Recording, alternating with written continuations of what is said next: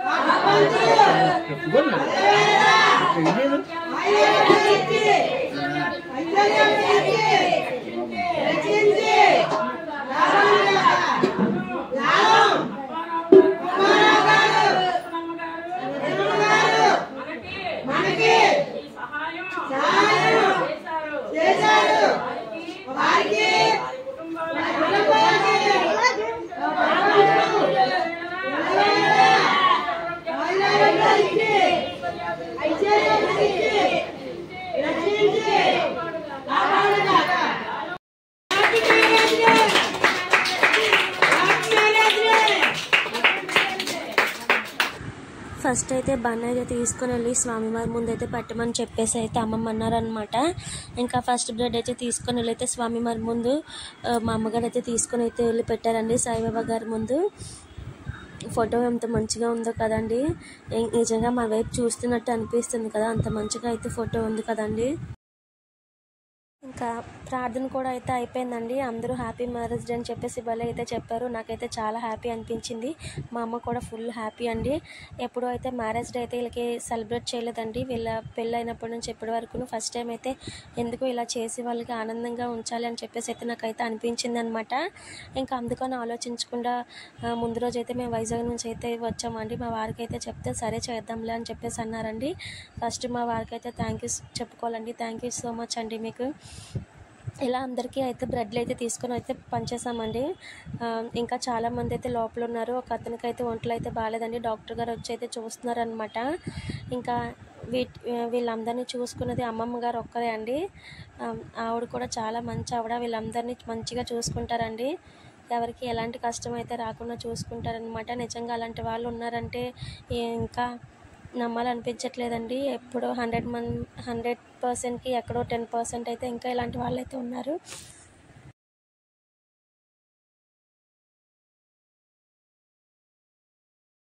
ఇప్పుడు ఈ మేడం గారు అయితే దిగారనమాట. ఇప్పుడు మేము ఊదుతుంటే మేడం గారు ఏమో బెలూన్స్ డెకరేషన్ చేస్తున్నారు. ఇప్పుడు గారేమో చించుతున్నారు. నేనేమో ఇప్పుడే బెలూన్స్ ఊదేసి ఇచ్చాను అనమాట. వీళ్ళకి నేనేం చేయట్లేదు అనుకోకండి, మీరు ఊదేసి కట్టేసి ఇచ్చాను. ఇప్పుడు గారేమో అంటిస్తున్నారు. గారేమో వచ్చేసి ఫ్యాన్ ఆపచ్చు కదా మేడం గారు, ఫ్యాన్ ఆపితే బెలూన్స్ ఎగరట్లేదు. ఇగో అసలైన పెద్ద మనిషి ఇక్కడ అందిస్తున్నారు అనమాట, బెలూన్స్ అంటిస్తున్నారు చూడండి. డెకరేషన్ అయితే అయిపోయింది అనమాట. ఇప్పుడు చూడండి ఆన్ చేస్తారు. Ready 1 2 3 start go. ఏ బుజ్జి ముందు లైట్ ఆపే, లైట్ ఆప్, మెయిన్ లైట్ ఆపు. ఏం లేకరా బుజ్జి అడ్డు. చూసారు కదా, ఇదే డెకరేషన్ అనమాట. సింపుల్ గా ఇలా డెకరేషన్ అయితే చేసుకున్నాము. చూసారా కదా చేసుకునేది. ఇంకా వీళ్ళిద్దరూ చూడండి, నేను వాళ్ళ కోసం తెస్తే వీళ్ళిద్దరూ ఏం చేస్తున్నారో. మేము ముగ్గురం కలిస్తే మాత్రం మామూలుగా ఉండదండి, రచ్చ రచ్చ అయిపోద్ది అనమాట.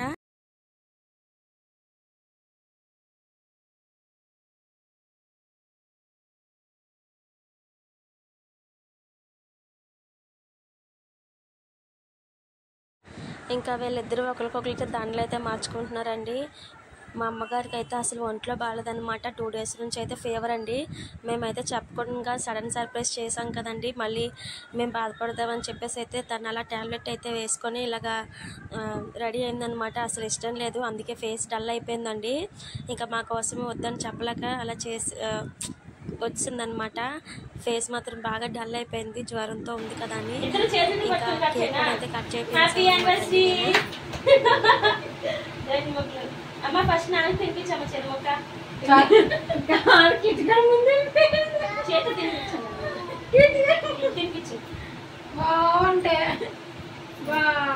తీసి తినిపించమ్మకి. చాలే చాలు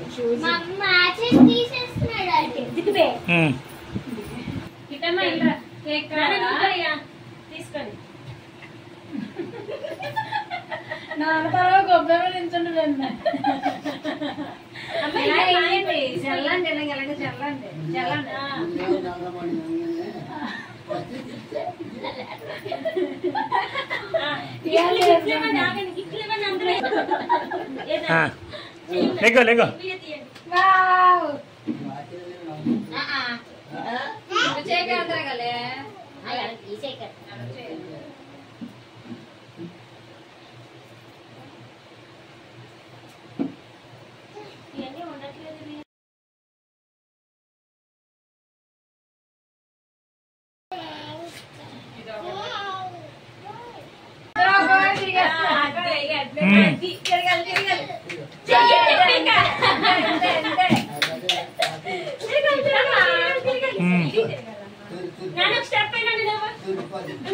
ఏం పట్టేదో